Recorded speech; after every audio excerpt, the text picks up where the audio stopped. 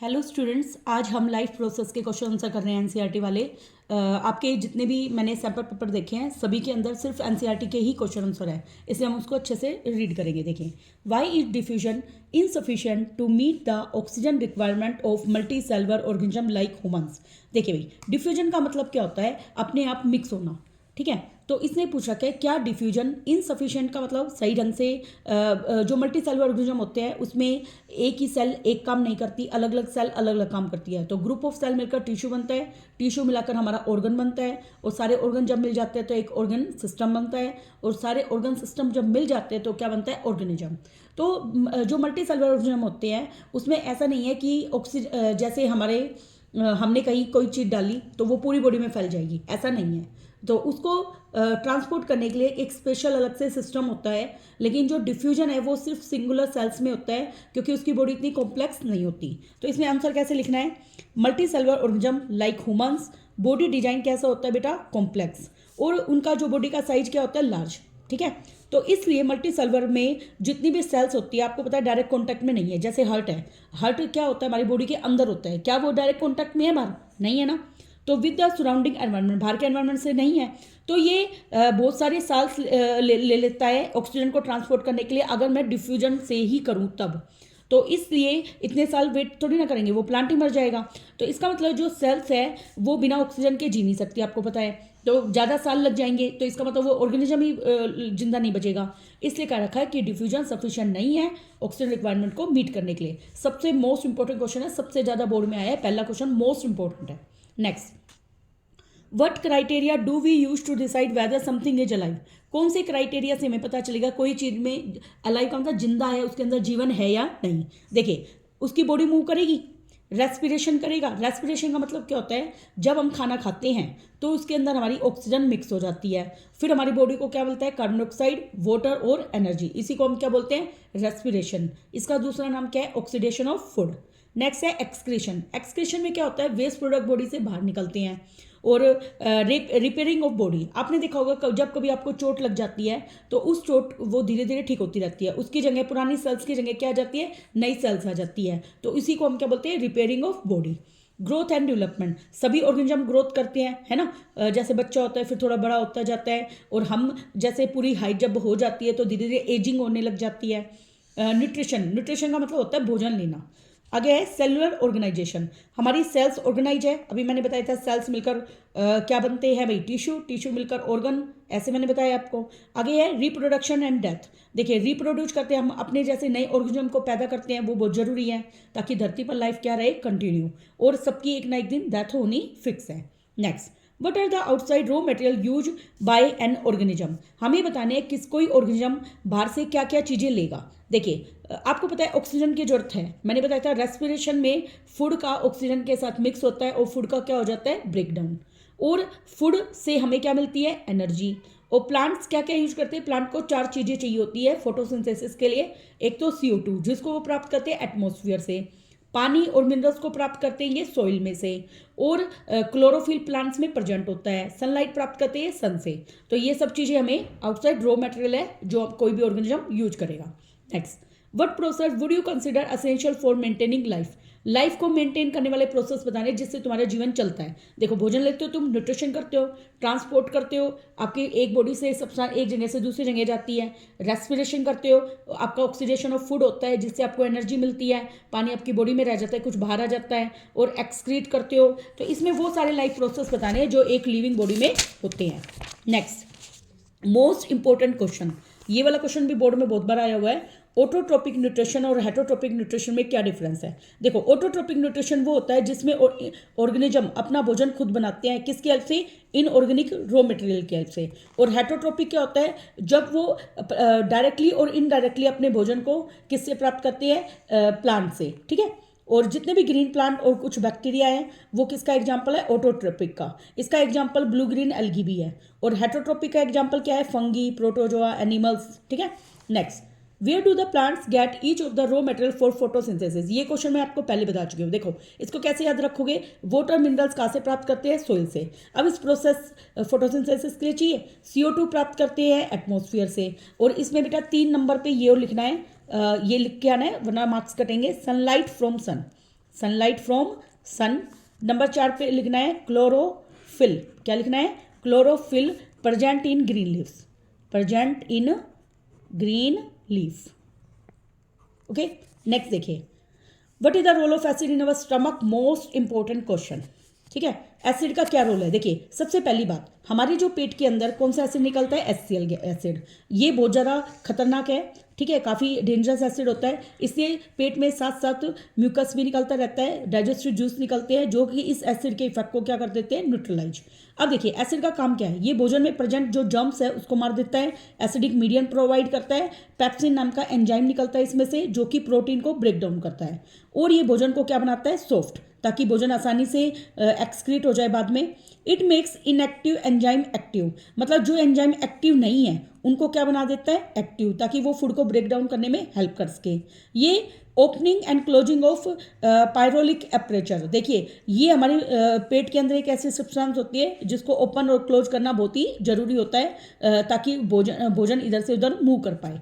Next, what is the function of digestive enzyme? Digestive enzyme का क्या function है? देखिए, आपको पता है आपके फूड में अलग अलग तरह के न्यूट्रिएंट्स होते हैं, जैसे protein, carbohydrate, fat, vitamin, protein होते हैं। अब इन सबको डाइजेस्ट करना भी जरूरी है, यहाँ तक कि इवन हम पानी को भी ऐसा नहीं है पिएंगे और नीचे से आ गया, ऐसा नहीं होता। पानी को भी हमें डाइजेस्ट करना जरूरी होता है, ठीक है।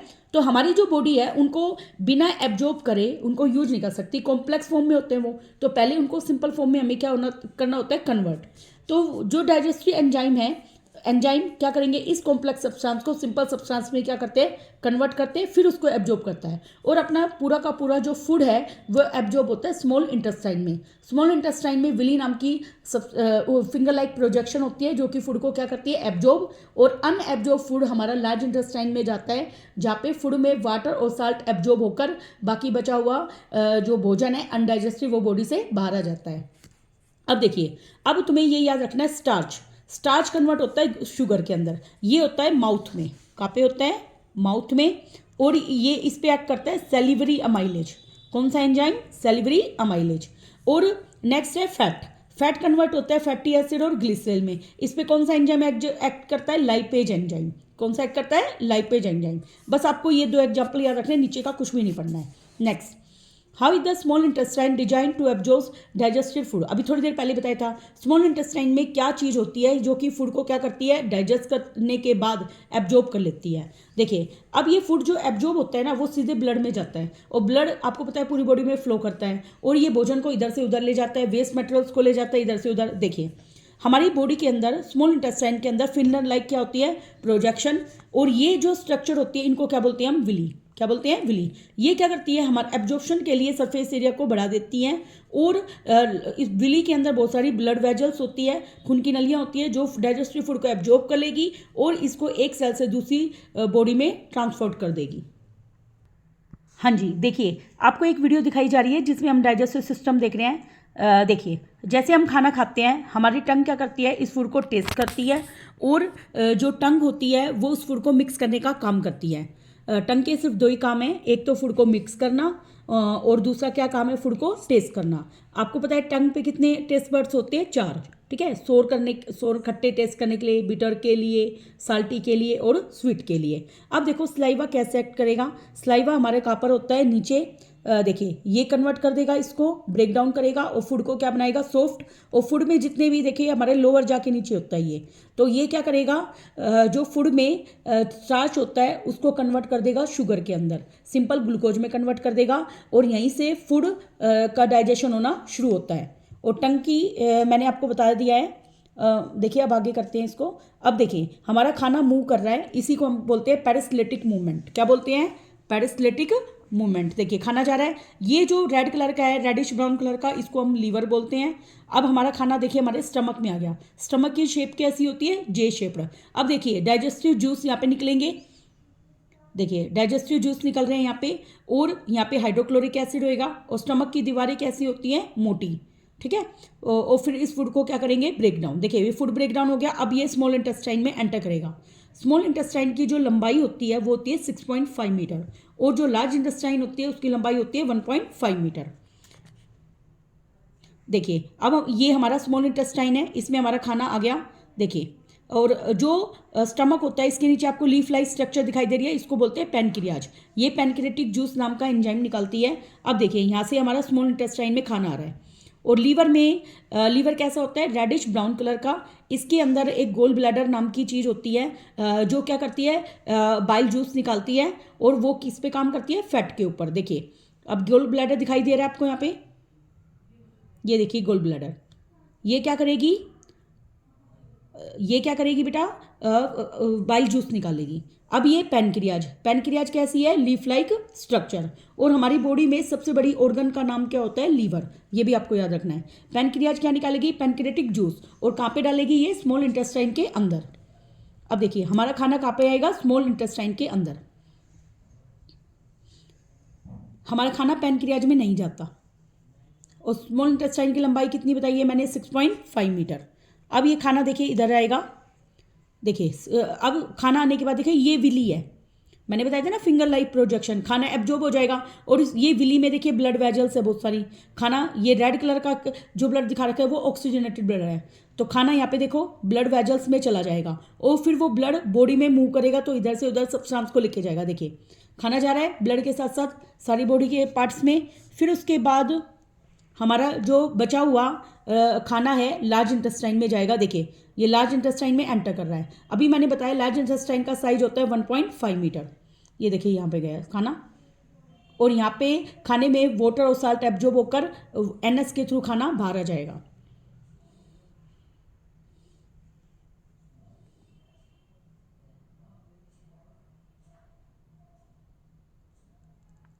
देखिए आगे हम पढ़ते हैं, what advantage over an aquatic organism does a terrestrial organism have with regard to obtaining oxygen for respiration। देखिए एक्वाटिक ऑर्गेनिज्म क्या होते हैं, जो पानी में रहते हैं। टेरेस्ट्रियल ऑर्गेनिज्म क्या होते हैं, जो जमीन पर रहते हैं। अब पानी पर रहने वाले जानवरों को टेरेस्ट्रियल जमीन पर रहने वाले जानवरों के क्या एडवांटेज मिलती है ऑक्सीजन की रिक्वायरमेंट के लिए, ये हमें देखना है। देखिए जो एक्वाटिक एनिमल्स है आपको पता है पानी में घुली हुई ऑक्सीजन का क्या करेंगे, यूज करेंगे रेस्पिरेशन के लिए।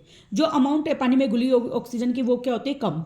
और अपने एटमॉस्फेयर में लगभग कितनी होती है, 21%। तो एटमॉस्फेयर से पानी क्या मिलेगा, ऑक्सीजन क्या मिलेगी, ज़्यादा। और पानी में घुली हुई ऑक्सीजन की मात्रा क्या होती है, कम। इसलिए रेट ऑफ रेस्पिरेशन जो भी एक्वाटिक होते हैं उनको बार बार सांस लेना पड़ता है। रेस्पिरेशन उनके अंदर क्या होती है, ज़्यादा। रेस्पिरेशन उनके अंदर क्या होती है, ज़्यादा। ऑन द अदर हैंड जो टेरेस्ट्रियल ऑर्गेनिज्म होते हैं उनको ऑक्सीजन डायरेक्टली कहाँ से प्राप्त करनी पड़ती है, एयर से। और एयर में बहुत ज़्यादा अमाउंट में ऑक्सीजन होती है। इस तरीके से जो टेरेस्ट्रियल ऑर्गेनिज्म है वो सफिशिएंट अमाउंट ऑफ ऑक्सीजन उनको आसानी से मिल जाएगी। और इनकी रेट ऑफ जो रेस्पिरेशन है वो क्या होगी, कम। आपने देखा होगा ना मछली पानी के ऊपर आ जाती है, वेल्स वगैरह को देखा होगा, और वो पानी मुंह में लेकर गिल्स में ले जाके और उस घुली हुई ऑक्सीजन को यूज करते हैं। नेक्स्ट ये वाला क्वेश्चन मोस्ट इंपॉर्टेंट, वैसे पिछले वाला भी था जो मैंने बताया था, ये लगभग जरूर आता है। देखिए अब हमें इस क्वेश्चन में ग्लूकोज का 3 तरीके से हमें ये बताना है कि ग्लूकोज कैसे ऑक्सीडाइज होता है। देखिए ग्लूकोज है, सबसे पहली बात ग्लूकोज का फॉर्मूला याद होना चाहिए। ये फॉर्मूला है C6H12O6, ये हमारा फॉर्मूला होता है। ग्लूकोज जब ग्लूकोज कन्वर्ट होता है प्राइवेट में, किस में कन्वर्ट होता है, प्राइवेट में। इस प्रोसेस ये होता है सेल के अंदर, साइटोप्लाज्म के अंदर। सेल के अंदर जेली लाइक सब्सटेंस होती है, उसको बोलते हैं साइटोप्लाज्म। यहाँ पे ग्लूकोज के 6 कार्बन मॉलिक्यूल से 3 कार्बन मॉलिक्यूल बन जाता है, प्लस एनर्जी मिलती है। अब ये प्राइवेट आगे जाकर 3 तरीके से ब्रेक डाउन होएगा। पहले होएगा एब्सेंस ऑफ ऑक्सीजन, जब ऑक्सीजन की प्रेजेंस नहीं है वो होता है ईस्ट के अंदर, तो वहाँ पे क्या बनेगा, इथेनॉल, जिसको शराब के रूप में यूज किया जाता है, प्लस कार्बन मिलेगा, कार्बन डाइऑक्साइड, प्लस एनर्जी मिलेगी। ठीक है, और ये इथेनॉल में कितने मॉलिक्यूल होते हैं कार्बन के, 2। इसका फॉर्मूला क्या होता है, C2H5OH। ठीक है, अगला है लैक ऑफ ऑक्सीजन, जो कि हमारे मसल्स में होते हैं जब हम हैवी एक्सरसाइज करते हैं। तो उसमें क्या बनता है हमारी बॉडी में, लैक्टिक एसिड प्लस एनर्जी। इसमें कार्बन के कितने मॉलिक्यूल होते हैं, 3। नेक्स्ट है प्रेजेंस ऑफ ऑक्सीजन, जब ऑक्सीजन की प्रेजेंस होती है तो वो माइटोकॉन्ड्रिया में होती है और वहाँ पे CO2, वाटर और एनर्जी बनेगी। ठीक है, तो बस आपको इतना ही करना है, इससे आगे ये याद नहीं करना। Next question, how is oxygen and carbon dioxide transported in human beings. देखिए भाई कैसे ट्रांसपोर्ट होती है, ट्रांसपोर्टेशन ऑफ ऑक्सीजन। देखिए ऑक्सीजन कैसे ट्रांसपोर्ट होता है, during inspiration the rich air in oxygen enter into our lungs. आप देखिए, इंस्पिरेशन का मतलब होता है इनहेलेशन। हम सबसे पहले क्या करते हैं, ऑक्सीजन को अंदर लेते हैं। वो किसके थ्रू जाती है, नोस्ट्रिल्स, जो हमारे नाक के 2 छेद होते हैं, उससे ऑक्सीजन अंदर जाती है। अंदर जाने के बाद आपको पता है नाक के अंदर क्या होते हैं, बाल। वो बाल क्या करते हैं, अगर एयर के अंदर डस्ट पार्टिकल होते हैं तो हमें छींक आ जाती है। छींक आने के बाद वो डस्ट पार्टिकल क्या करते हैं, जो एयर में जो डस्ट पार्टिकल हैं वो हेयर उसको बाहर निकालने में हेल्प करते हैं। फिर हमारी जो शुद्ध हवा है वो कहाँ चली जाती है, लंग्स में। जो एल्वियोलाई होता है लंग्स के अंदर, उसमें बहुत सारे ब्लड वेजल्स होते हैं जो कि क्या करेगी, इस लंग्स में ब्लड को डिफ्यूज कर देंगे, और डिफ्यूज होने के बाद उसमें हीमोग्लोबिन कंबाइन हो जाएगी, क्योंकि ब्लड में पाए जाने वाला जो हीमोग्लोबिन है वो क्या करता है, ऑक्सीजन को बांधने का काम करता है। देखिए, तो ये क्या करेगा, उस ऑक्सीजन को बांध के रखेगा। फिर ये ऑक्सीजन को हमारे टिश्यू तक ले जाएगा। Oxygen from blood diffuse into the tissue, फिर वो टिश्यू में डिफ्यूज हो जाएगी और वो जितने भी ऑक्सीजन डेफिशिएंट है उन सबको मिल जाएगी। नेक्स्ट है ट्रांसपोर्टेशन ऑफ कार्बन डाइऑक्साइड। अब देखिए, जो कंसंट्रेशन है CO2 की, वो टिश्यू में क्या होती है, हाई, और वो डिफ्यूज होकर ब्लड में चली जाएगी। और जो हीमोग्लोबिन है ब्लड में, वो CO2 को लंग्स में ले जाएगा। इस तरीके से CO2 लंग्स एंटर कर जाएगी ट्रैकिया में, और वो नोस्ट्रिल से बाहर आ जाएगी। इसकी हम एक वीडियो देखते हैं। देखिए, अब ये हमारे नाक से ऑक्सीजन अंदर जा रही है। देखिए, ये हमारा विंड पाइप है। यहाँ पे देखो रिंग्स दिख रही है, इन रिंग्स को बोलते हैं रिंग्स ऑफ कार्टिलेज। ये ऐसा क्यों होती है, ताकि हवा कोलैप्स ना करे। ठीक है, अब ये देखिए, 2 हमारे क्या है, ब्रोंकस, और इनको बोलते हैं छोटी छोटी, ये और ब्रांचेज हो रहे हैं, इनको बोलते हैं ब्रोंक्यूल्स। क्या बोलते हैं, ब्रोंक्यूल्स। अब देखिए, जैसे ही ऑक्सीजन अंदर एंटर कर रही है, एक होता है विंड पाइप, एक तरफ होता है फूड पाइप। तो हवा जो है वो विंड पाइप से होती हुई नीचे लंग्स में जाने की कोशिश करेगी। देखिए, ये हमारा यहाँ पे फार्निक्स होता है, फिर उससे नीचे हमारा आएगा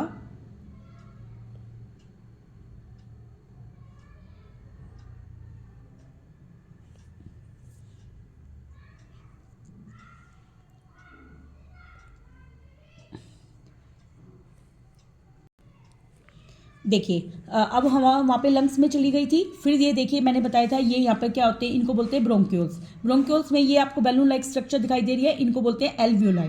यहीं पर ऑक्सीजन का क्या होता है, एक्सचेंज। ये हमारे जो 2 लंग्स दिखाए हैं, लंग्स के अंदर ये सेम है, और लंग्स किस में प्रोटेक्ट होते हैं, रिब केज के अंदर, जो हमारी हड्डियों का ढांचा होता है। यहीं पर ऑक्सीजन और CO2 का क्या होता है, एक दूसरे से एक्सचेंज करते हैं, और इस तरीके से आपको ऑक्सीजन मिलती है और CO2 आपकी बॉडी से बाहर होती है। तो बैलून लाइक जो स्ट्रक्चर होती है वो मिलियंस की संख्या में होती है। यदि मैं इन सारे बैलून लाइक स्ट्रक्चर को खोल दूं तो वो इतना एरिया हो जाएगा 80 मीटर स्क्वायर, जो कि एक टेनिस कोर्ट के बराबर होगा। आगे देखिए, नेक्स्ट क्वेश्चन है, अगला क्वेश्चन इसी से बेस है, ये काफ़ी इंपॉर्टेंट क्वेश्चन है। How are the lungs design in human beings to maximise the area for exchange of gas. देखिए, जो ट्रैकिया है, आपको पता है थ्रोट में होता है ये, और ये 2 पार्ट में डिवाइड हो गया था। आपने देखा था ना, ऐसे बना हुआ था, ये 2 पार्ट में डिवाइड हो गया था। इनको ट्रैकिया बोलते हैं। और इनको क्या बोलेंगे, ब्रोंकाई। देखो, ब्रोंकस का मतलब होता है 1, और ब्रोंकाई का मतलब होता है 2। ये 2 होते हैं, ठीक है। और हर ब्रोंकस तुमने देखा था आगे छोटे छोटे और छोटी छोटी ब्रांचेज में डिवाइड हो गया था, जिनका नाम क्या था, ब्रोंक्यूल्स। और हर ब्रोंक्यूल्स के एंड पे आपने बैलून लाइक स्ट्रक्चर देखी थी अभी, जिसका नाम क्या था, एल्वियोलाई। और जो ये एल्वियोलाई है, वहाँ पे ब्लड वेजल्स देखे थे आपने, जहाँ पर मैंने कहा था गैस ऑफ एक्सचेंज होगी, जहाँ पे ऑक्सीजन वो लेगा और CO2 को बाहर निकाल देगा। अगर एल्वियोलाई स्प्रेड फैलाया जाए, उन सभी एल्वियोलाई बैलून लाइक स्ट्रक्चर को खोल दिया जाए, तो 80 मीटर स्क्वायर का एरिया कर लेंगे, जो कि एक टेनिस कोर्ट के इक्वल होता है। इस तरीके से हम देखते हैं कि हमारे लंग्स में एक्सचेंज ऑफ गैस के लिए काफ़ी एरिया होता है। नेक्स्ट क्वेश्चन हम नेक्स्ट वीडियो में करेंगे। Thank you very much.